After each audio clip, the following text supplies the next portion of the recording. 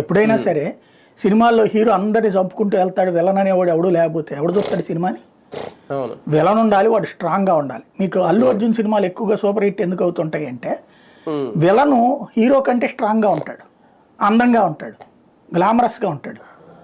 అతన్ని వేసే వ్యూహాలు చాలా పకడ్బందీగా పవర్ఫుల్గా ఉంటాయి. అతని విలనిజాన్ని బాగా ఎక్స్పోజ్ చేస్తాడు, చేసి ఆ తర్వాత హీరో అందులోకి ఎంటర్ అయ్యి అంతకంటే పై ఎత్తు వ్యూహాలతో దాన్ని సాధిస్తాడు. అందుకని హిట్ అవుతుంటాయి ఎక్కువగా.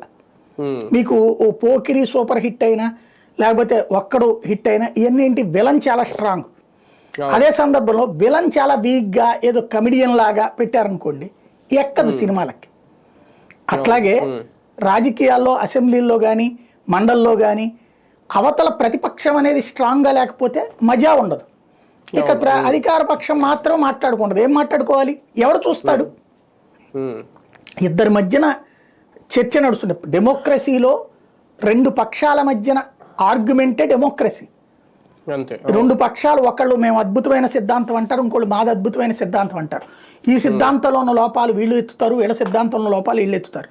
ఇందులో ఏది జెన్యూన్ అనేది చర్చించుకోవడమే జనం చేసేటటువంటి పని.